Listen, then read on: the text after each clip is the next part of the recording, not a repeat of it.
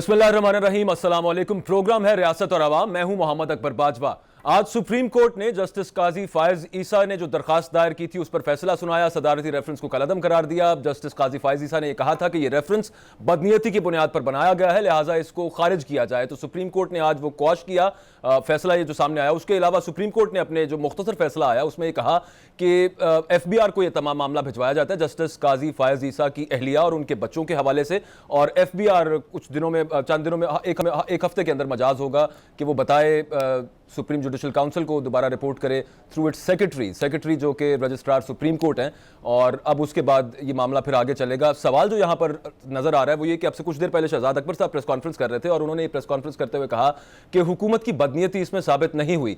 सवाल यहाँ पर यह है कि शहजाद अकबर साहब ये कह रहे हैं कि हुकूमत की बदनीयती साबित नहीं हुई, लेकिन काजी फायज ईसा साहब ने तो इसी बुनियाद पर यह दरखास्त दायर की थी, ये पिटिशन की थी सुप्रीम कोर्ट के अंदर।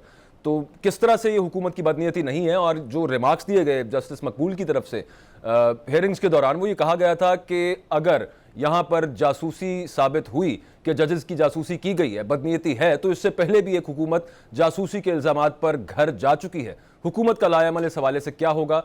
इसके अलावा हम बात करेंगे फ़रोग नसीम साहब के हवाले से कि फ़रोग नसीम साहब का आगे मुस्तकबिल क्या होने जा रहा है। फ़रोग नसीम साहब जो वजारत कानून का कलमदान संभाल लेते हैं, उसके बाद फिर वो वहाँ से किसी केस के लिए रिज़ाइन करते हैं और पेश होते हैं एज अ लॉयर। इस दफ़ा क्या हुकूमत दोबारा उनको वजारत कानून सौंपेगी?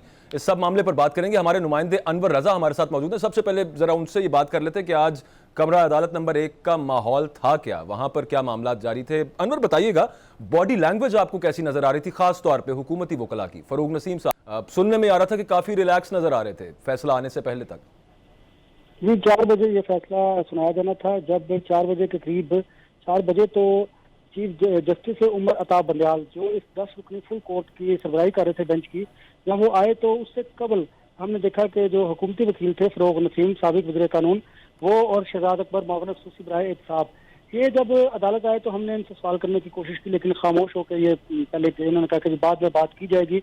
हमने इनका इंतजार किया। जब हम कमरा अदालत में गए तो हमने देखा उस वक्त तक तो रिलैक्स थे, लेकिन जब जस्टिस उमर अता बंदयाल ने फैसला सुनाना शुरू किया, तो जब अभी उन्होंने फैसला सुनाना शुरू ही किया था तो फौरन शहजाद अकबर कोर्ट नंबर 1 से उठे और वो बाहर चले गए।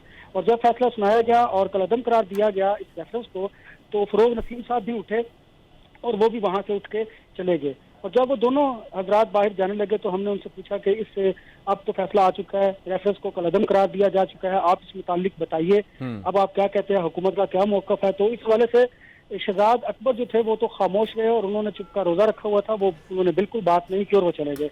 अलबत्ता जो फ़रोग नसीम थे, चूँकि वो पॉलिटिशियन भी हैं और वज़ीर कानून भी रह चुके थे, 2 मरतबा उन्होंने रिज़ाइन भी किया, मुख्तलिफ केसेस में हुकूमत की नुमाइंदगी करते रहे, तो उन्होंने कहा ये किसी की हार या जीत नहीं, एक जुमला उन्होंने दोहराया और वो भी वहाँ से प्राइम मिनिस्टर ऑफिस चले गए। हमने देखा कि जो दूसरे वकला थे मुतफरिक दरखास्तों में, जिनमें मुनीर मलिक जो जस्टिस काजी फायज ईसा की नुमाइंदगी कर रहे थे, वो काफ़ी रिलैक्स नजर आए थे। और इसके अलावा इफ्तिखार गिलानी जो KP के बाहर के वकील थे, वो और दीगर जो वकला थे वो वहाँ पर बड़े रिलैक्स थे। और जब ये फैसला आया तो फिर उसके बाद हमने देखा कि बलूचिस्तान बार के जो वकला वहाँ पर मौजूद थे और साबिक वहाँ पर जो सेक्रेटरी सुप्रीम कोर्ट बार थे, उन्होंने वहाँ पर मिठाइयाँ भी तकसीम की और वकला की बड़ी तादाद जो थी। ठीक, बहुत शुक्रिया आपने रज़ा। आप बता रहे थे कि क्या कोर्ट रूम में माहौल था और फ़रोग नसीम साहब और शहजाद अकबर साहब फैसला जब सुनाया जा रहा था उस वक्त वहाँ से उठकर चले गए। फ़रोग नसीम साहब ने आज कहा कि उनका असल केस वो नहीं जो रेफरेंस में है। जस्टिस काजी फायज ईसा ने कभी अहलिया की जायदादें खुद से मंसूब नहीं की। इलेक्शन और नैब कवानीन में शौहर अहलिया के असासों पर जवाबदेह होता है। तो मुनीर मलिक साहब ने कहा कि सुप्रीम जुडिशल काउंसिल के अहकामात और शो कॉज नोटिस में फ़र्क होता है। सुप्रीम जुडिशल काउंसिल सदर के कॉन्डक्ट और बदनीयती का जायज़ा नहीं ले सकती और काउंसिल का काम सिर्फ हकायक का तयन करना है। जस्टिस काजी के जो वकील थे उन्होंने मजीद कहा कि वज़ीर आज़म को कोई नया इदारा या एजेंसी बनाने का इख्तियार नहीं। ये एसेट रिकवरी यूनिट के हवाले से कहा गया। एसेट रिकवरी यूनिट के हवाले से जितनी भी समातें हुई उनमें ये पूछा गया कि किस कानून के तहत ये एसेट रिकवरी यूनिट काम कर रहा है और जासूसी किस तरह से की जा सकती है।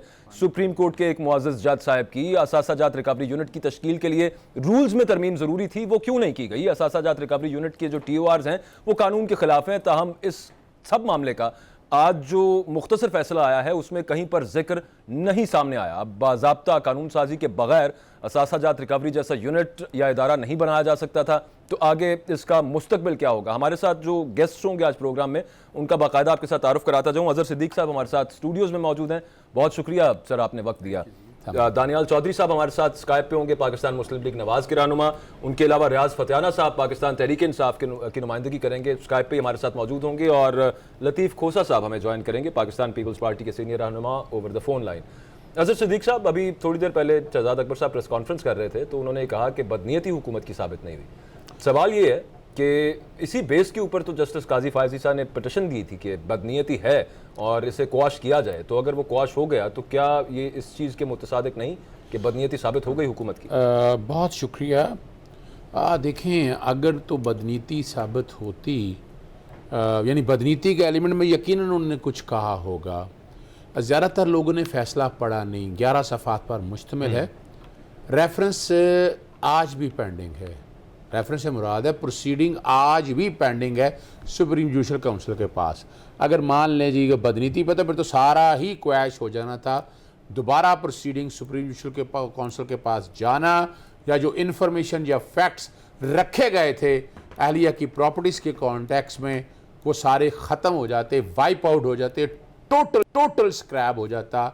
और 7वें पैरे से अगर आप आगे देख लें, बेसिकली 9वां, 10वां और 11वां पैरा है, वो बड़ा ज़रूरी है समझने के लिए। शहजाद अकबर साहब ने भी उसका जिक्र किया, आपने वो जरूर पढ़ा नहीं है ना।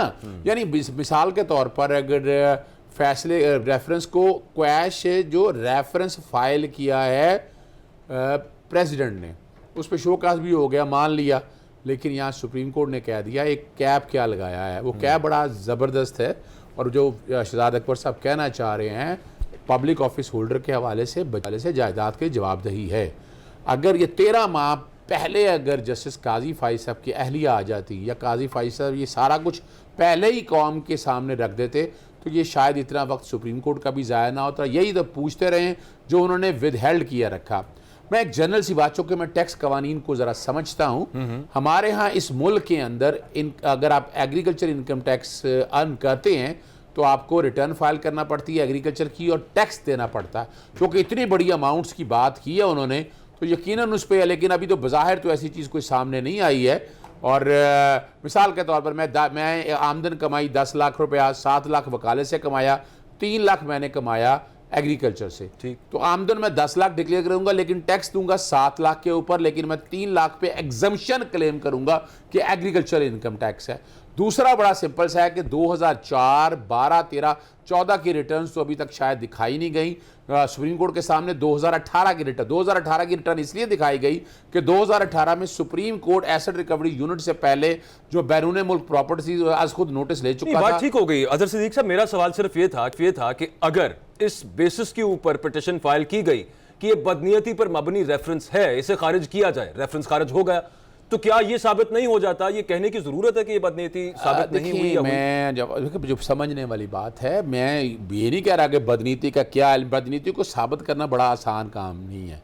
नहीं है, ठीक है। बदनीति में आपको याद होगा जस्टिस उमर अता बंदयाल साहब ने कहा बदनीति बहुत मुश्किल काम है, और अगर कानून के मुताबिक हुआ, यहाँ यकीनन वो आपने वो इन्फॉर्मेशन गलत तरीके से इकट्ठी की हो, कि जिस तरह इन्फॉर्मेशन आई हो, डाटा क्या हो, एसेट रिकवरी यूनिट ने, वॉट एवर इट इज। अब फौजदारी कानून में अगर सेक्शन 154 इन्फॉर्मेशन आ गई है, किस सोर्स से आई है, कैसे आई है, ये नहीं पूछा जाता। कानून ने हरकत में आना होता है, और इसी बुनियाद को सामने रखते हुए अगर मिसाल के तौर पर बदनीति टोटल थी, फिर तो सारी इन्फॉर्मेशन भी उड़ जानी थी, फिर तो सारा काम खत्म हो जाना था। अब मामला छोड़ा है उसके सामने कमीशन इनकम टैक्स के सामने, 60 दिनों में उन्होंने सारी प्रॉपर्टीज बच्चों और उसके नाम पे सोर्सेज देखने हैं, वो सारा कुछ देखना है। और इनकम टैक्स की रिटर्नों को अगर सामने रखते हुए, मैं वैसे नहीं बात करना चाहता, मैं इसके आने वाले दिनों में कॉन्सिक्वेंसेस अच्छे नहीं देख रहा। आप समझते हैं मामला अभी खत्म नहीं हुआ? बिल्कुल खत्म नहीं हुआ, मैं समझता हूं। जाना तो है, लेकिन वो तो उनकी अहलिया और बच्चों के बारे में कहा। नहीं, ऐसा नहीं है। मैं फिर अर्ज करता चलूं, पैरा नंबर 11 के अंदर ये क्लियर कर दिया गया है कि इनकम टैक्स की प्रोसीडिंग और सुप्रीम जुडिशल की प्रोसीडिंग सेपरेट होंगी। यानी इनकम टैक्स में अगर कोई ऑर्डर आता है, अपील में चैलेंज होगा, हाई कोर्ट में आएगा, उन्होंने कहा कोई इससे कंसर्न नहीं है। सुप्रीम जुडिशल काउंसिल के सामने ये रिपोर्ट जो 75 दिनों के अंदर अंदर फैसला करने के बाद 60 दिनों में प्रोसीडिंग कंक्लूड करनी है, 75 डेज में ऑर्डर देना है, ऑर्डर देकर सुप्रीम जुडिशल काउंसिल के सामने जाना है, सेक्रेटरी जो है रजिस्ट्रार है सुप्रीम कोर्ट के सामने, वो उनके पास जाएगा, वो चेयरमैन जुडिशल काउंसिल जहाँ चीफ जस्टिस के सामने रखेंगे, वो सुप्रीम जुडिशल काउंसिल के सामने लेके जाएंगे और कह दिया कि सुओ मोटो जुरिसडिक्शन को जो कि आर्टिकल 209 को रिटर्न नहीं किया जा सकता। एक सवाल जो पैदा हो रहा है, जो रिमार्क्स भी दिए गए हैं, वो ये था कि हुकूमत ये मामला एफबीआर के पास पहले भी ले जा सकती थी, रेफरेंस डायरेक्टली क्यों, ये हमें ज्वाइन कर लिया साथ रियाज खान फतेहाना साहब ने, उनसे जरा पूछ लेते हैं। सर, आपकी इस पे जाती ओपिनियन क्या है? हुकूमत को ये मामला एफबीआर में ले जाना चाहिए था बजाय इसके कि रेफरेंस दायर कर दिया गया? देखिए, माजी में जो प्रैक्टिस रही है उसी प्रैक्टिस को गवर्नमेंट ने फॉलो किया था, कोई नई ऐसी बात नहीं थी। इससे पहले भी सुप्रीम जुडिशल काउंसिल में कुछ जज साहबान के खिलाफ केसेस गए थे, तो ज़ाहिर ministry of law and justice process करती है, तो जो माजी की रवायत के मुताबिक ही सब कुछ किया गया। तो इस पर अब सुप्रीम कोर्ट ने एक नई डायरेक्शन दी है तो हुकूमत उस पर अमल करेगी। तो ये जो कहा जा रहा है कि रिमार्क्स में ही आया, और बल्कि मुनीर मलिक साहब ने ये बात की, उन्होंने कहा कि चूंकि धरने का फैसला दिया था उन्होंने, इस वजह से ये हुकूमत की तरफ से किया गया। इस पर आपकी क्या टेक होगी? कॉल गालिबन ड्रॉप हो गई। अजहर सिद्दीक साहब, जो बात हो रही थी मुझे ज़रा समझा दीजिएगा, देखने वाला दीजिएगा कि जो फैसले में कहा गया, वो ये कहा गया कि एफबीआर को ये मामला जाता है, वो टैक्स की तमाम तर तहकीकात करके दोबारा सुप्रीम जुडिशल काउंसिल को, लेकिन जस्टिस काजी फायज ईसा की अहलिया और उनके बच्चों के टैक्स के मामलात के हवाले से, तो जस्टिस काजी फायज ईसा तो अलग हो गए इससे, तो फिर रेफरेंस अब तक किस तरह? ऐसा नहीं, मैं देखिए मैं बताऊं, पब्लिक ऑफिस होल्डर मिसाल के तौर पर अगर जस्टिस काजी फायज साहब को जो छोड़ दें, ये किसी सियासतदान का मामला होता तो नवाज शरीफ का काम क्या था? नवाज शरीफ के नाम पे तो जायदाद नहीं थी, उनके बच्चों के नाम थी, और वो अपना, और आपको पता है कि नैब में केस चला, बाकायदा नैब में गिरफ्तारी होती है, आपको पता है, अपना फिजिकल रिमांड जाता है और बंदे को जेल में जाना पड़ता है और साथ ट्रायल भी भुगतना पड़ता है। अदलिया की आज़ादी को इतना प्रोक्योर और प्रोटेक्ट किया गया आर्टिकल 209 के तहत कि अगर इस तरह एग्जेक्टिव के जिम्मे डाल देता तो रोजाना ही जजेस बेचारे नैब के हाथों जलील होते फिर रहे होते। ये तो एक इसलिए हाई फायर फोरम बनाया, और मैं आज भी कहता हूं सुप्रीम कोर्ट ने अपनी जगह जैसा मर्जी कर दिया, लेकिन आर्टिकल 209 रिटर्न नहीं करना चाहिए था, और रिटर्न हुआ नहीं है मामला सुप्रीम, यानी और ये एक सवाल एक स्टेज के ऊपर पूछा भी था फारूक नसीम साहब से कि अगर आपकी इन्फॉर्मेशन गलत है, इन्फॉर्मेशन आ गई या गलत या सही है, क्या सुप्रीम जुडिशल काउंसिल अपने तय इख्तियार इस्तेमाल कर सकती है?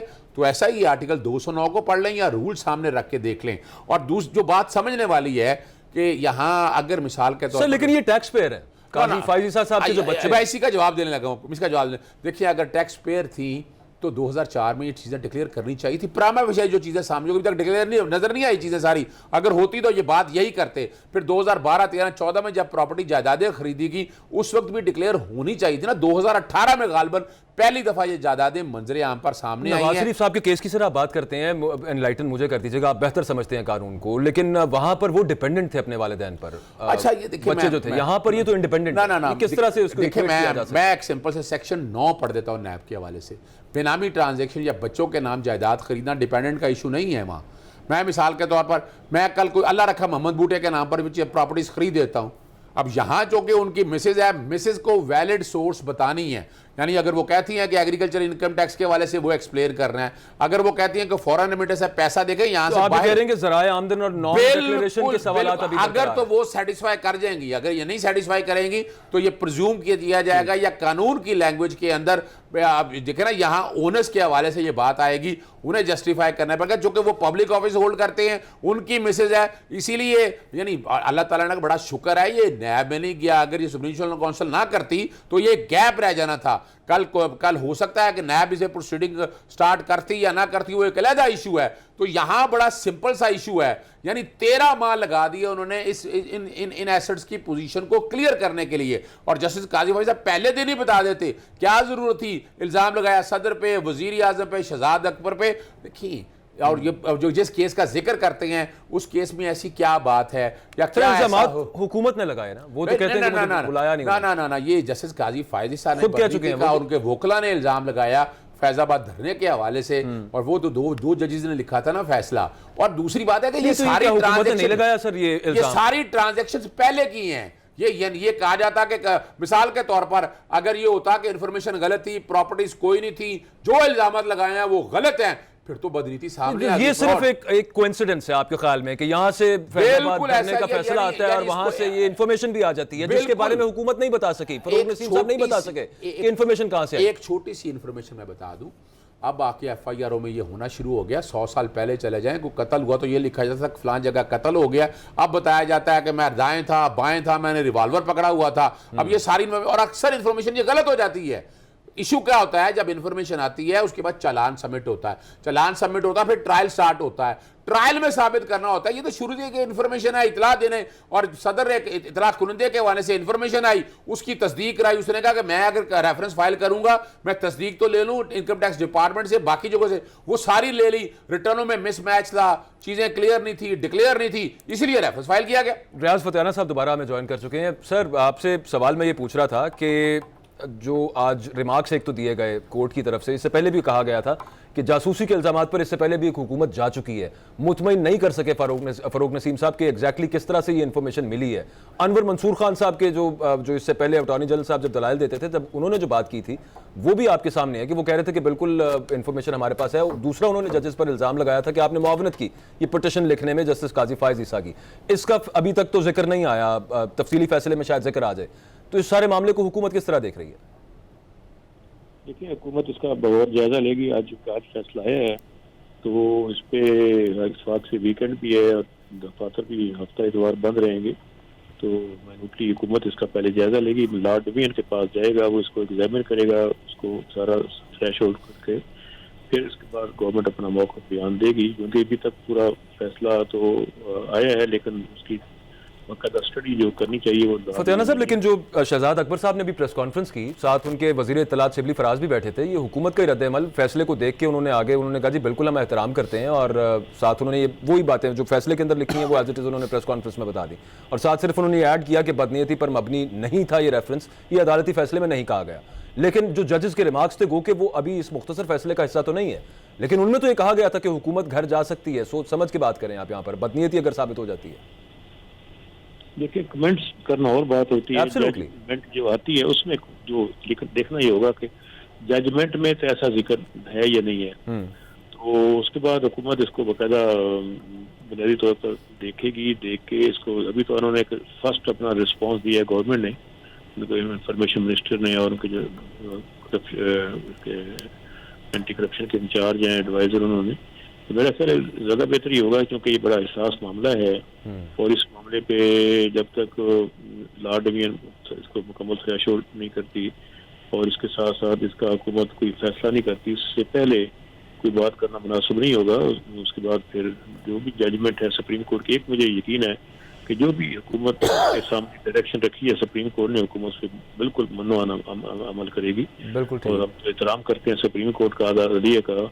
डे फर्स्ट से आप देखें जितने भी फैसले सुप्रीम कोर्ट ने किए हैं वो हुकूमत के खिलाफ हो, हुकूमत के जाहिर है सर, सुप्रीम कोर्ट का फैसला है, हुकूमत को अमल तो करना पड़ेगा इस सारे मामले पे। लोगों को फरूक नसीम साहब के हवाले से सर आपकी जाती राय क्या है? वैसे वो छोड़ते हैं वजारत, फिर जाके किसी केस में दलाल देने के लिए वहां पे पेश हो जाते हैं, अब दोबारा ये मामला हुआ, अब आप समझते हैं कि तीसरी दफा उन्हें वजारत कानून का कलमदान सौंपा जाना चाहिए या उन्हें कबूल करना चाहिए इसको, या वो करेंगे? ये आपकी जाती राय क्या है? हुकूमत, आप या वजीर आजम जो भी फैसला करें वो बात की बात है। जाती राय नहीं होती, नहीं होनी चाहिए। आपकी होगी कोई ना कोई, तो आप सोचते होंगे इस बारे में। मैं करूँ ना, अगर वो हुकूमत उनको ऑफर कर रही है और वो बनना चाहते हैं तो आप और मैं तो उनको रोक नहीं सकते। ये इन्फॉर्मेशन है सर कि हुकूमत ऑफर कर रही है उनको और वो बनना नहीं चाहते? मेरा ख्याल है वो चूंकि वजीर जो हैं वो अपीयर नहीं हो सकते कोर्ट में, इसलिए उन्हें इस्तीफा देना ही पड़ना था। तो जब भी कोई ऐसा केस आया है तो या तो कोई और वकील हो, अगर इन्होंने परसू करना है वहाँ पे और कोर्ट में जाके अपीयर होना है कौन किसी के ब्याह पे भी, तो फिर वो एट ए टाइम वजीर और कोर्ट प्रोसीडिंग इकट्ठी नहीं हो सकती। नहीं हो सकती, बिल्कुल नहीं हो सकती।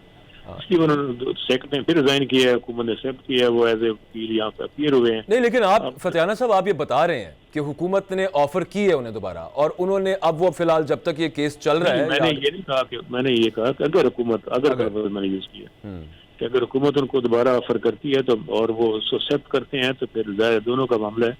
तो हुकूमत को इख्तियार है किसी को ऑफर करे और या ना ऑफर करे, और को भी इख्तियार है कि उसको एक्सेप्ट करे या ना करे। तो मेरा जाती ख्याल है कि तवक्को कर सकता हूँ कि मेरे ख्याल वो दोबारा वजीर होंगे लॉ की मेरे पास इंफॉर्मेशन नहीं है, जस्ट मैं एक अंदाजे से बात कर रहा हूँ। अच्छा, आपका ये ख्याल है कि वो होना चाहिए? वैसे आपके साथ ये भी ख्याल है? जी, मैंने अर्ज किया ना कि ये दोनों तरफ की, दोनों को अख्तियार है। अब उन्हें ऑफर करने का या ना करने का हुकूमत को भी है, जिसको चाहती है टीम का कप्तान जिसको चाहते हैं अपनी टीम में शामिल करते हैं, उनको अख्तियार है। अब मेरे इल्म में नहीं है कि किसको ऑफर करेंगे। हो सकता है फरोग नसीम को ही दोबारा कहा जाए। सही, बिल्कुल ठीक है। नहीं, वो तो सवाल सिर्फ जहनों में ये आता है ना कि फरोग नसीम साहब ही ऐसे वकीलों ने क्यों मिलते हैं हर दफ़ा कि वो वजारत कानून छोड़ के वहाँ पर जाकर वो रिप्रेजेंट करें। और बहुत ज़बरदस्त किस्म के लॉयर्स हैं मुल्क में। अजहर सिद्दीक साहब, एसेट्स रिकवरी यूनिट के हवाले से मैंने आपसे सवाल करना था। लतीफ़ खोसा साहब पाकिस्तान पीपल्स पार्टी के रहनुमा, उन्होंने हमें किया है। बहुत शुक्रिया आप खोसा साहब, आपने वक्त दिया। शहजाद अकबर साहब ये कह रहे हैं कि जो आज फैसला आया उसमें चूंकि इल्ज़ाम तो था मेलाफाइडी इंटेंशन का, बदनीयती का, लेकिन उसका जिक्र नहीं हुआ इस मुख्तसर फैसले में, लिहाजा ये बदनीयती पर मबनी नहीं था, ये कोर्ट की तरफ से नहीं कहा गया। आप समझते हैं कि ये रेफरेंस जो था ये बदनीयती पर मबनी नहीं था क्योंकि बाकायदा वाशगाफ अल्फाज में जो आज फैसला मुख्तसर आया उसमें इसका जिक्र नहीं है? लतीफ़ खोसा साहब, दोबारा रब्ता करते हैं खोसा साहब से। जी सर, आवाज आ रही है? जी सर, आपने सवाल सुना है सर, या मैं रिपीट कर दूं दोबारा? सुन लिया है। देखें, ये बिल्कुल शहजाद अकबर साहब की तो अनकरीब छुट्टी हो जाएगी। आप देखें, जब तफसीली ऑर्डर आया पहले ये घर जाएंगे और इनका जो रिकवरी यूनिट है वो भी गैर आईनी और गैर कानूनी करार दिया जाएगा। आप ये खातर जमा रखें शहजाद अकबर साहब। लेकिन दूसरी बात ये है कि पैरा 1 में ही बड़ा वाजे है, क्योंकि पैरा 1 को 10 के 10 जजेस ने एंडोर्स किया है, जिसमें उन्होंने वाशिगाफ अल्फाज में रेफरेंस 1/2019 को डिक्लेयर किया गया है कि as of no legal effect whatsoever and stands quashed of the proceedings pending in the Supreme Judicial Council against the petitioner, including the show cause notice dated 17th of July 2009 issued to him, stand abated। मुझे नहीं समझ आती कि शहजाद अकबर को इससे ज्यादा वाशगाफ अल्फाज में क्या नजर आए कि दोनों चीजें क्वाश कर दी हैं। मुझे तो खोसा साहब, अजहर सिद्दीक साहब साथ हैं, ये क्वेश्चन मैंने उनके सामने भी रखा था। वो ये कह रहे हैं चूंकि ये मामला अभी खत्म नहीं हुआ, इस वजह से इस बात का तायुन नहीं हो सकता कि बदनीयती थी या नहीं। अभी ये मामला जारी है, मामला खत्म हो गया है। ये तफसीली फैसला आएगा तो अजहर सिद्दीक साहब की भी कुछ तशफ़ी हो जाएगी, आप फिक्र ना करें। ये देखिए, अब जब आप क्वाश करते हैं और नोटिस तक को शो कॉज नोटिस को कहते हैं कि दैट आल्सो स्टैंड्स अबेटेड, तो आपने टोटल वॉश आउट कर दिया है उसे, ये खत्म कर दिया है उनका मामला। अब रह गया कि काजी फायज ईसा की बेगम साहबा का और उनके बच्चों की प्रॉपर्टीज, जिस तरह ऑब्जर्वेशन आई जो हेड कर रहे थे बेंच के बंदयाल साहब ने, उन्होंने कहा कि ये जहां तक ताल्लुक है ये एफबीआर का मसाला है, ये हम इसमें वाकयाती तौर पर नहीं जा सकते, अगरचे हमारी तशफ़ी हो चुकी है और हम समझते हैं कि आपने ये ट्रेल ऑफ मनी बता दी है। और ये ट्रेल ऑफ मनी भी चंदा जरूरत नहीं थी काजी फायज ईसा साहब को प्रोड्यूस करने की, लेकिन ये चूंकि शो कॉज नोटिस ये सोशल मीडिया ने बार बार कहा और वफाक के वकील साहब ने भी बार बार कहा कि जी ये टेक्निकलिटीज के पीछे छुप रहे हैं और ये ट्रेल ऑफ मनी बताने से कासिर हैं वगैरह वगैरह, काफी सारी वो जो है इस पर जो बातें की। तो खोसा साहब, लेकिन सवाल ये है कि फिर जो अभी मुख्तसर फैसला आया, तफसीली जजमेंट आएगी तो उसमें भी देख लेंगे, लेकिन मुख्तलिफ में ये मामला एफबीआर को भेज के एफबीआर को पाबंद क्यों किया गया कि वो सुप्रीम जुडिशल काउंसिल को भेजे? हाँ, अब ये भी सुन लीजिएगा। देखें, ये जो है बड़ा अगर सारे आप शिकों को पढ़ें तो आपको क्लियर हो जाता है कि जहां तक ताल्लुक है पैराग्राफ 1 उसको तो 10 के 10 जजेस ने कहा कि ये क्वाश हो खत्म हो गई, ये रेफरेंस तक क्वाश हो गई। जो नोटिस दिया गया था सुप्रीम जुडिशल काउंसिल ने दिया था काजी साहब को जो 17 जुलाई 2019 का, उसको खत्म कर दिया, दैट आल्सो स्टैंड्स अबेटेड। अब आ जाइए आगे उन्होंने कहा कि ये जो जहां तक ताल्लुक है ये एसेट्स का जो इनके असासाजात हैं जो बैरूनी ममालिक में हैं और 3 उसमें उन्होंने नॉमिनेट किए हैं कि इनकी हद तक जो है एफबीआर का जो 2001 का ऑर्डिनेंस है उसके तहत जो है इनको एक नोटिस दिया जाए उनकी मोहतरमा को और बच्चों को, और उस 7 दिनों के अंदर और 60 दिनों के अंदर इसका तायन कीजिएगा। और उसमें 3 चीजें देखें उन्होंने मांगी हैं एक उन्होंने कहा कि regarding the nature and source of the funds, जिससे ये तीनों प्रॉपर्टी जो उन्होंने खुद फैसले में लिखी हैं, जो उनके स्पाउस और चिल्ड्रन के नाम है, वो एक्वायर किस नेचर और सोर्स ऑफ फंड। आपकी बात बिल्कुल दुरुस्त है खोसा साहब, मैं I am sorry to interrupt, आपकी बात बिल्कुल दुरुस्त है। लेकिन अगर एफबीआर चेयरमैन एफबीआर बताते हैं बाद में सुप्रीम जुडिशल काउंसिल को, जो फैसले में जो बाउंड किया गया उन्हें, कि जी हमें पता नहीं चल पा रहा कि जराए आमदन है क्या, वो ट्रेल तो उन्होंने दिखा दी, बिल्कुल ठीक है, लेकिन ये एग्रीकल्चरल इनकम थी, कब आई, कहां से आई, ये मामला अगर मुतमईन नहीं कर पाती जस्टिस साहब की अहलिया, तो क्या आप नहीं समझते कि फिर जाकर सवाल खड़े हो सकते हैं? जी नहीं, बिल्कुल भी नहीं। फिर तो सवाल यही होगा कि वो उन मोहतरमा को कहेंगे कि ये हम समझते हैं कि ये आप इस फसना जो आप एग्रीकल्चर इनकम का मांग रही हैं, या जिस हिस्सा तक जिस कदर आप मांग रही हैं, ये हमारी नजर में साबित नहीं होता। अच्छा। लिहाजा इतनी इनकम आपकी जो है टैक्सेबल बनती है, इस पर आप टैक्स दीजिएगा। तो इसको सर, इसको नैब के आर्टिकल्स के साथ जहां पर पब्लिक ऑफिस होल्डर्स की जिम्मेदारियां मिला के नहीं हम देख सकते क्या मामले को? नहीं, देखिए ये वो स्पेशल लॉ है। आप जो है बात कर रहे हैं, जो कॉन्स्टिट्यूशन के आर्टिकल 62, 63 माफ कीजिएगा, वो पार्लियामेंटेरियंस पर उसका इतलाक होता है। मैं खुद 10 साल रहा हूँ पार्लियामेंटेरियन, मुझे पता है कि उसका इतलाक सिर्फ पार्लियामेंटेरियंस यानी एमपीएस, एमएनएज और सेनेटर्स पर होता है। और जाहिर है कि उसमें जो भी वफाक के वजीर वगैरह आते हैं या जो भी आते हैं, वो हर साल अपना डिक्लेरेशन भी देते हैं।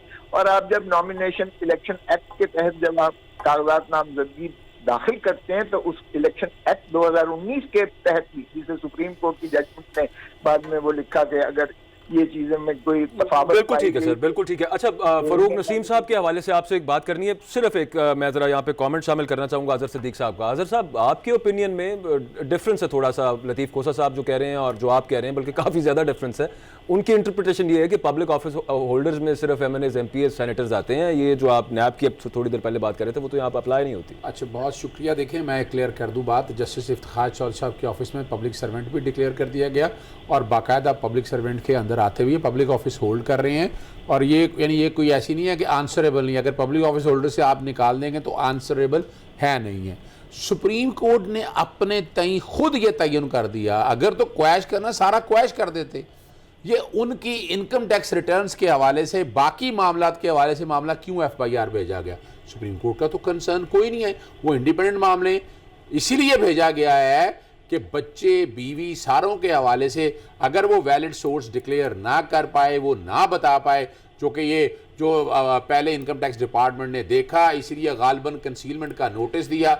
और मैंने एक छोटी सी मिसाल दे दूं, लेकिन वो एक सेपरेट लॉ है ना, जो लतीफ खोसा साहब बात कर रहे हैं। मैं वो समझाने लगा हूं। इन्वोक किस तरह हो रहा है? मैं समझाने लगा हूं, ये इसको इससे मत जोड़िएगा।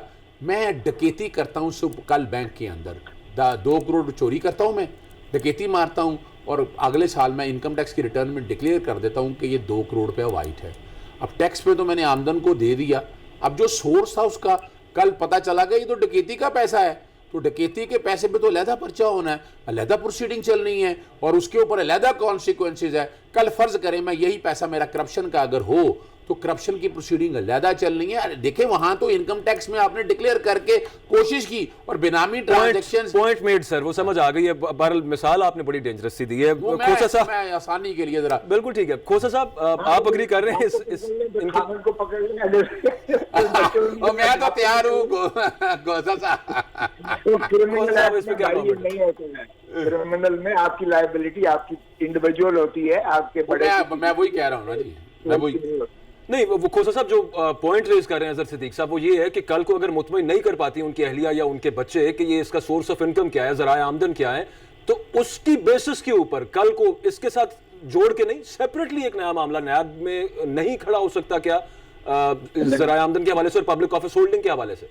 देखें, एक बात तो ये है कि हाइपोथेटिकल सर, मतलब जिस मफरूजे पर आप जा रहे हैं, सुप्रीम कोर्ट के 10 जजों ने कहा है कि हमें बिल्कुल तसल्ली है जो आपने दिया है। उन्होंने पूरी ट्रेल ऑफ मनी दी है, उन्होंने बताया है कि मैंने इनहेरिटेंस में मैंने अपने बाप की जायदाद में से मैंने कहाँ तसल्ली तो सिर्फ एफबीआर ने करनी ना, सुप्रीम कोर्ट के जजेस टैक्स मामला तो उस तरह नहीं समझ सकते। मेरे टैक्स एडवाइजर ने कहा कि एग्रीकल्चर इनकम जो है मुस्तस्ना है, वो टैक्सेबल नहीं है, जो फैक्चुअल दुरुस्त है। फिर उन्होंने ये भी बताया कि मैंने क्लिफ्टन की और फलां जो है प्रॉपर्टीज बेची, और फिर उन्होंने ये भी बताया, उन्होंने कहा कि डॉलर के अकाउंट और पाउंड के अकाउंट जो है आप खोलें। फिर उन्होंने ये भी बताया कि डॉलर और पाउंड के अकाउंट मैंने खोले। फिर उन्होंने ये भी बताया 7 मिलियन जो है मैंने जो है बैंकिंग ट्रांजैक्शन के जरिए वहां भेजे, जिससे ये प्रॉपर्टीज खरीदी गई। लेकिन इतनी तफसील से उन्होंने खसरा नंबर, किला नंबर, एक एक चीज बताई उन्होंने, और डॉक्यूमेंटेशन देकर बताई। तो कर लें, अगर फिर भी इसके बावजूद कोई करना चाहता है अपना, मेरा तो ख्याल में हुकूमत की इज्जत इसी में है, इज्जत इसी में है कि वो भरम से अपना ये रेफरेंस वापस ले लें। और बाकी रहा एफबीआर, वो तो सर वैसे ही खत्म हो गया ना, वो तो वैसे ही खत्म हो गया रेफरेंस, वो तो जब कोर्ट ने क्वाश कर दिया तो वो खत्म हो गया। इज्जत इसी में है कि आगे इसको परस्यू इतना विगोरस। अच्छा खोसा साहब, मैंने आपसे एक सवाल पूछना है, एक क्वेश्चन मैंने आपसे पूछना है। सैफुर रहमान जिसका लगा था ना, सैफुर रहमान, इसी तरह शहजाद अकबर अगर इनके पीछे लगा हुआ है। नहीं, उन्होंने तो कह दिया सर, उन्होंने कह दिया कि हम अदलिया का मुकम्मल एहतराम करते हैं, फैसले का मुकम्मल एहतराम करते हैं, आगे मामला जिस तरह से जो कोर्स लेगा सुप्रीम कोर्ट के हुक्म के मुताबिक लेगा। वो तो नजर आ रहा है। एक असल में ब्रेक का वक्त है खोसा साहब, ब्रेक से वापस आके मैंने आपसे पूछना यह है कि मेमो गेट वाले मामले के अंदर हुसैन हक्कानी साहब को जज फायज ईसा साहब ने खुद ये ऑप्शन नहीं दी थी कि वो वीडियो लिंक के जरिए बयान रिकॉर्ड करा सकें, बल्कि इससे पहले कतरी शहजादे वाला जो मामला था, क्या ये दो मामले इस मामले के साथ जहां पर जस्टिस काजी फायज ईसा की अहलिया को ये ऑप्शन दी गई, इक्वेट किए जा सकते हैं? और रियाज फतेहाना साहब के साथ ये सवाल है कि इससे पहले आर्मी चीफ की एक्सटेंशन का मामला था, उसमें भी रूल्स को उस तरह से कह लें ईजी लिया गया इन लेमैन्स लैंग्वेज, और अभी की अगर बात करें एसेट्स रिकवरी यूनिट के हवाले से बड़ी तफसीली उस पर बातचीत हुई, अभी भी इजी लिया गया। वो लग रहा है ऐसे जैसे हुकूमत को था कि कोई इतना मामला नहीं है, कवानीन में तब्दीली कर लेते, कितना को बड़ा काम था। इस ब्रेक के बाद पूछेंगे रियाज फतेहाना साहब से।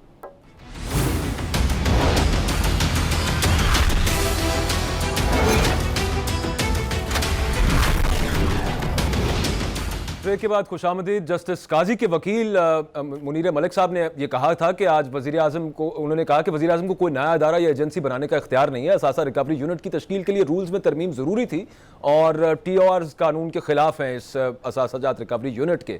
तो फतेहाना साहब, इससे पहले भी हमने ये मामला जो देखा था आर्मी चीफ की मुद्दत मुलाजमत में तोसी के हवाले से, लॉ रूल्स वहाँ पर क्या थे, उसमें बाद में तो तरमीम की गई, सब मामला हुआ, वो अगर पहले देख लिया जाता तो उस तरह की सूरत हाल ना बनती। अभी भी तफसीली फैसले के अंदर, और जो खोसा साहब भी जिस तरफ निशानदेही कर रहे थे कि शायद एसेट रिकवरी यूनिट उड़ा दिया जाए सुप्रीम कोर्ट के फैसले पर, तो हुकूमत इतना उसको बेजार क्यों नजर आती है रूल्स को की पासदारी में और उन पर बर वक्त तरमीम में? देखिए, मैंने पहले स्टार्ट में अर्ज किया था कि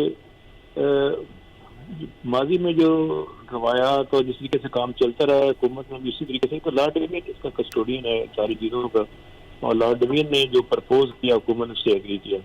अब इसमें तो कैपेसिटी बिल्डिंग की जरूरत है लॉर्ड डिवीजन की, कि उसको और इम्प्रूव किया जाए, बेहतर किया जाए, कि ताकि गलती का इम्कान न रहे। और सिलसिले में तो ये गलतियाँ फरूक नसीम साहब से हुई हैं सर?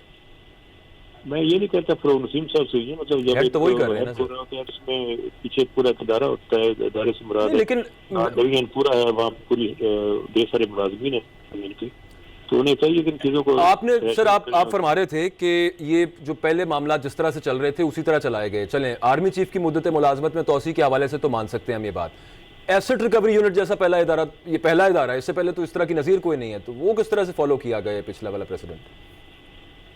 वो आपकी बात ठीक है, उसमें जब हुकूमत ने एक फैसला किया, उसमें ऑब्वियसली जब हुकूमत आई है तो बहुत सारे चैलेंज पेश थे, माइनॉरिटी को चीज़ों को नहीं देखा जा सका, ज़्यादा इशू तो हमारे पास इकोनॉमिक क्राइसिस था, गवर्नेंस के मामला थे, इंडिया के साथ हमारे हालात ख़राब हो गए, फॉरेन अफेयर्स में हम अटक गए, और बहुत सारे इश्यूज थे जिस बिना पे मेरा ख्याल है कि उस हद तक देखा नहीं जा सका। और फिर तो थी कि लॉर्ड डिवीजन में बड़े माशाल्लाह एक्सपर्ट लोग बैठे हुए हैं, वो गलती नहीं करेंगे और मामला को आगे चला रहेंगे।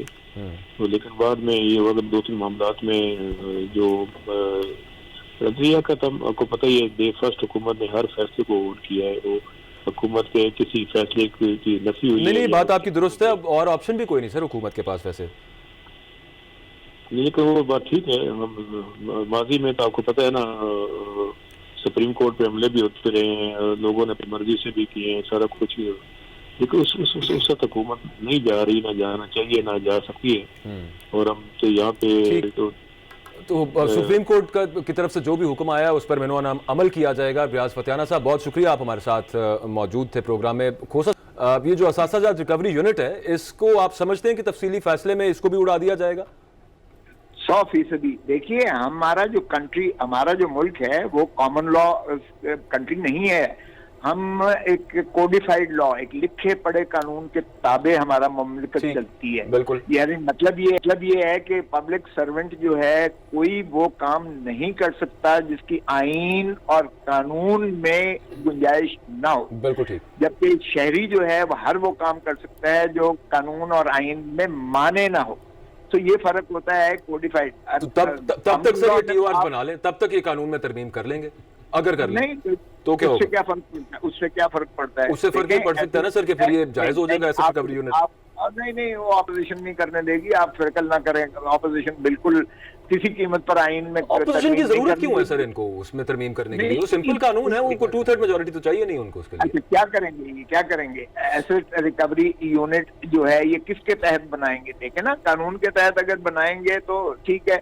अगर ये समझते हैं कि एंटी ये FIR लॉज में तरमीम कर सकते हैं। नैब ऑर्डिनेंस में, अगर ये नैब ऑर्डिनेंस में तरमीम करना चाहते हैं, नैब ऑर्डिनेंस में है, नैब ऑर्डिनेंस के ताबे करें, केस दर्ज करें और उसके तहत जो है रिकवरी का जो प्रोसेस है उसको अमल में लाएं, फिर नैब में केस ले जाएं। यही अर्ज थी सर, अर्ज यही थी ना कि मतलब वो तो हुकूमत कर सकती है, तो वो फिर एज सच नहीं, उड़ा तो ना वो फैसले के बाद भी, अरे उससे नहीं, पहले अगर वो तरमीम कर लेते हैं माशाल्लाह कानून में तो। माशाल्लाह ये जोड़ी जो थी, ये शरीफुद्दीन पीरजादा की जगह पर आ गए, आपके फरोग नसीम साहब आ गए, आपके मंसूर अली खान की तरफ मंसूर अली खान जो अटॉर्नी जनरल थे उनकी जगह पे अब दूसरे आ गए। तो ये जो जोड़ी है ये इन्होंने वही प्रयास को किया था बाजवा साहब की एक्सटेंशन के बारे में, उसमें भी स्ट्रिक्चर आए थे और ये फरोग नसीम साहब मुस्ताफी होकर उनके दिफा में आए थे, तशरीफ लाए थे। और अब भी वजारत कानून का कलमदान छोड़कर माशाल्लाह ये केस लड़ने के लिए आए।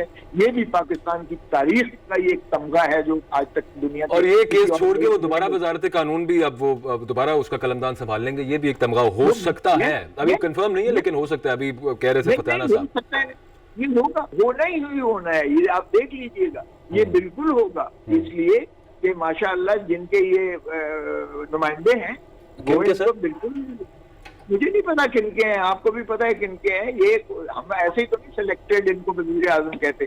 मेरी नजर बिलावल साहब तो सिलेक्टेड कहना छोड़ गए हैं सर, अब तो वो बकायदा मेरे वजीर आजम कहते हैं।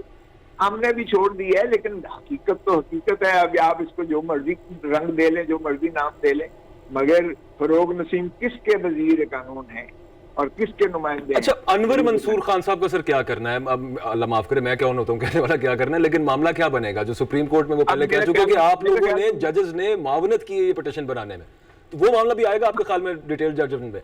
बिल्कुल आएगा, 100% आएगा। देखिए, मैलाफाइडे बिल्कुल आनी है, लफ्ज लिखने से कोई फर्क नहीं पड़ता। जब आप क्वाश करते हैं तो मैलाफाइडे ही की बुनियाद पर क्वाश करेंगे और किस बिना पर क्वाश करेगी सुप्रीम कोर्ट। लेकिन वो तो मामला और था ना, वो तो ये कह रहे थे कि आप कुछ जजेस ने मुआवनत की है जस्टिस काजी फायज ईसा की पिटीशन बनाने में, और उस पर उनकी रेप्रिमांड किया गया था उन्हें, तो लेकिन उसके बाद से उनका कोई पता नहीं है, क्योंकि दोबारा उसके बाद रिमार्क्स में उनका जिक्र नहीं आया, वो ओहदा भी छोड़ गए। लेकिन अब जो डिटेल्ड जजमेंट आएगी तो आपके ख्याल में उनका भी जिक्र खैर होगा उसमें? देखिए, मुझे नहीं पता कि मैं क्लेम नहीं कर सकता, लेकिन बहुत ज्यादा डैमेजिंग होगी इस हुकूमत के लिए जो आएगी। लेकिन एक मस्बत बात यह है कि कम से कम आज रूल ऑफ लॉ और कॉन्स्टिट्यूशनल जो है आपकी डिस्पेंसेशन एक मुसल्लम हो गई है। अब ये नहीं हो सकेगा कि एग्जीक्यूटिव जो है वो जुडिशरी को अपने जेर नगी करे, अपने जो है दस्तरस में लाए, अपनी हैंड पिक्ड जो है उसे नारा इस्तेमाल करे। ये थी गवर्नमेंट का जो एग्जीक्यूटिव का डोमेन, जिसको रोका गया है। और पहले हमने प्रधान चौधरी की दफा भी हमने जो है एक तहरीक चला के वकला पाकिस्तान के, उन्होंने रोका था और मुशर्रफ की छुट्टी हुई थी उस फैसले की वजह से।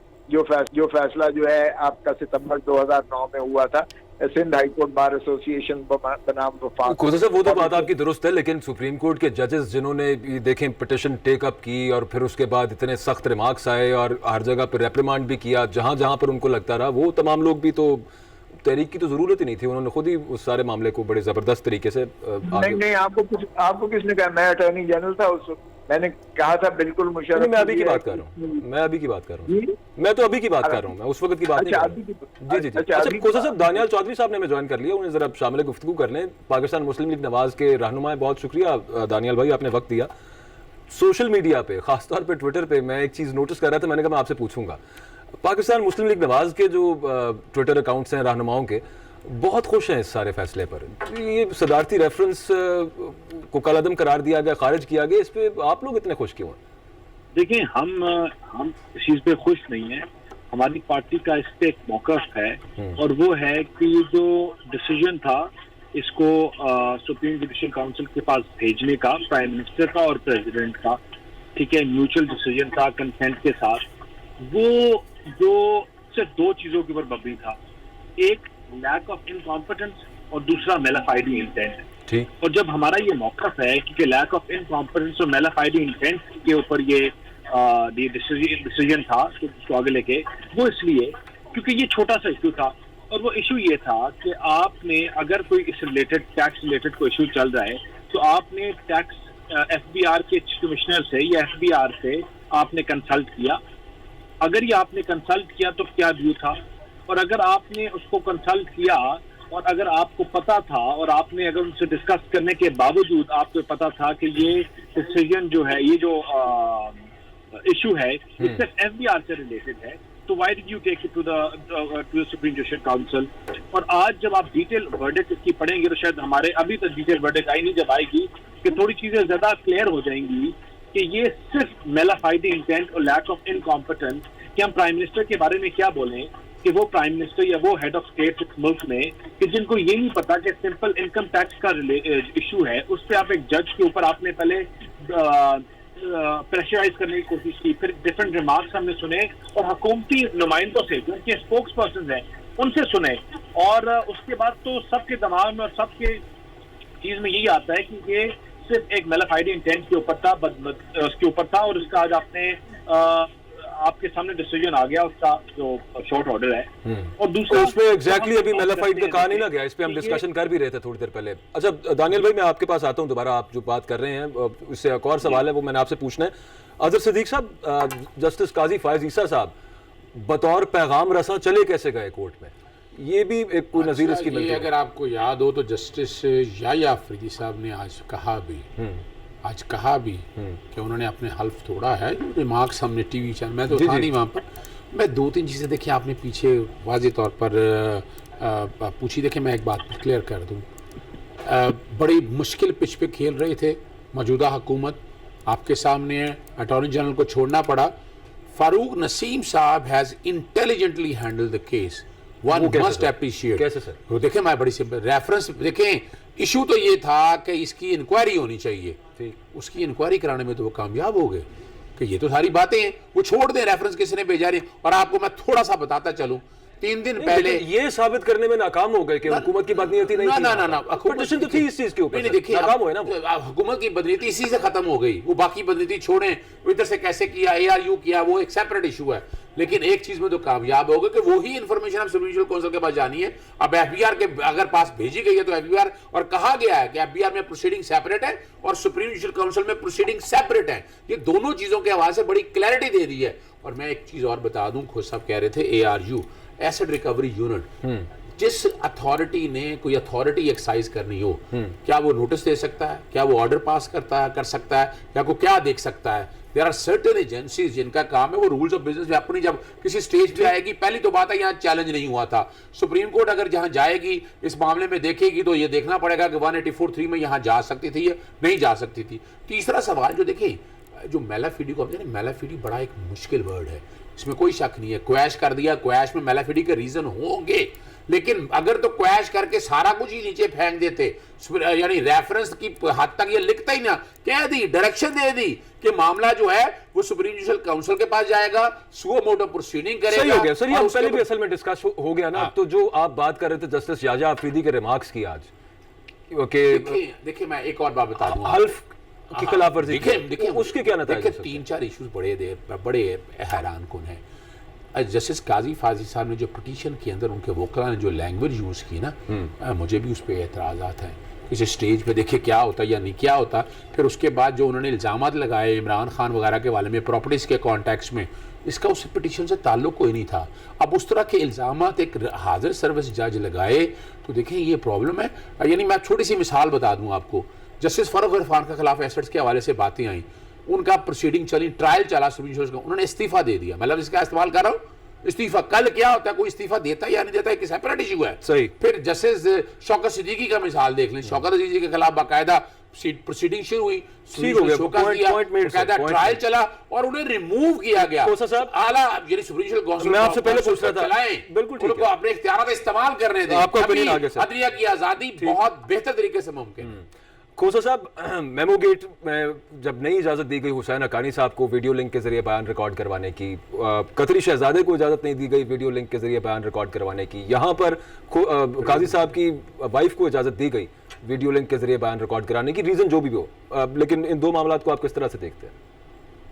देखिए, ये किसी, मैंने तो खुद मोहतरमा शहीद बेनजीर भुट्टो के ट्रायल में, जिसमें जनरल परवेज मुशर्रफ मुल्जिम था और फरोग नसीम साहब जनरल परवेज मुशर्रफ के वकील थे, वो हमने यहाँ वीडियो लिंक पर जो है मार्क साइगल का बयान जो है अमेरिका से करवाया हमने, वॉशिंगटन में वो थे और वहाँ एम्बेसी में उनका जो है वो वीडियो लिंक के जरिए हुआ। यहाँ हमने स्क्रीन लगा के एंटी टेररिज्म जज ने जो है उनका बयान कलमबंद किया।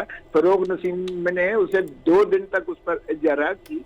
देखिए, ऐसे स्टेटमेंट्स तो गवाहों के हो सकते हैं, और माफ कीजिएगा, उनकी बेगम साहिबा जो है कोई मुल्जिम नहीं थी काजी फायज ईसा साहब की, और एक जो है मोहतरम शख्सियत, एक लेडी, तो इल्जाम भी नहीं था सर, वो असल मामला तो जस्टिस काजी फायज ईसा के हवाले से वो कर रहे थे कि चूंकि वो उनकी बेगम है तो इनके असासाजात, वो आप समझ ही रहे हैं वो क्या कनेक्शन बनाना चाह रहे थे। नहीं, देखिए मेरी जान, वो जो इल्जामात थे उनकी बेगम के मुतालिक थे प्रॉपर्टी के, और उनके बच्चों के मुतालिक प्रॉपर्टीज के थे, तो उन्होंने अपने खामन के, जाहिर है कि जब खामन पे इल्जाम लग रहा है बीवी और बच्चों के मुतालिक, तो उन्होंने अपना बताया कि ये मेरी सोर्स है और ये मेरा है। वीडियो लिंक पर सुप्रीम कोर्ट ने इजाजत दी, उन्हें किसी ने मोतरज नहीं हुआ, किसी ने एतराज नहीं किया उनका ना किया जाए, और क्यों ना फिर उसका होता। सो आप जो मिसाल दे रहे हैं, अच्छा सर, टाइम बिल्कुल ठीक है, आपका पॉइंट आ गया सर, टाइम बहुत कम है। दानियाल भाई, आपका लास्ट कमेंट इस चीज पर चाहूंगा कि आपने कहा कि आपकी पार्टी की एक पोजीशन थी कि बदनीयती पर मबनी है ये रेफरेंस, किस वजह से बदनीयती आपके ख्याल में, किसकी बदनीयती? देखिए जी, ये बड़ा सिंपल चीज है कि हम इस चीज के ऊपर कहते हैं कि ये एक इशू, आज देखिए जो सुप्रीम कोर्ट की इनिशियल जजमेंट आई है उसमें क्या उन्होंने रेफर किया है कि ये एफबीआर का मैटर है और ये एफबीआर को नहीं, वो ठीक हो गया सर, मैं तो आपसे पूछ रहा हूँ आपकी पार्टी का क्या ख्याल है, किसकी बदनीयती है और क्यों है? उनकी वाइफ के खिलाफ। देखिए, ये जो हम कहते हैं मैलिफाइड इंटेंट है, हम उन लोगों के खिलाफ कहते हैं जिन्होंने रेफरेंस बनाया। अगर ये प्रेसिडेंट और प्राइम मिनिस्टर ने बनाया तो ये इनकॉम्पिटेंट। अगर ये कोई भी मौजूद मुल्क होता तो आपका प्राइम मिनिस्टर और प्रेसिडेंट इस चीज के ऊपर रिजाइन कर देता कि जब उसने एक रेफरेंस बनाया, एक पूरी कैंपेन बनाई, एक जजेस के खिलाफ बनाई, और उसको पूरी चीज को इन्होंने किस तरह हाईलाइट किया कि छुपाया गया और छुपाया गया है और उनको हटाया जाए, और उसके बाद जब डिसीजन आया तो आपके सामने है। तो डेफिनेटली जो ठीक है, बहुत शुक्रिया दानियाल चौधरी हमारे साथ मौजूद थे। प्रोग्राम का सर एक्चुअली वक्त खत्म पॉइंट आ गया सामने कि बदनीयती पर ये रेफरेंस आपकी पार्टी का मौक़िफ़ है कि मबनी था, लेकिन फैसले में उसका बाकायदा तौर पर जिक्र नहीं किया गया। अब तफसीली फैसला आएगा तो एग्जैक्ट पता चलेगा कि क्या सुप्रीम कोर्ट के जजेस ये समझते हैं कि बदनीयती पर यह रेफरेंस मबनी था या नहीं था, और उसके फिर क्या आगे नतायज होंगे हुकूमत पर, वो फिर बाद में पता चलेगा। इस वक्त प्रोग्राम का वक्त खत्म हो गया। नाजरीन, इजाज़त दीजिए, अल्लाह हाफ़िज़।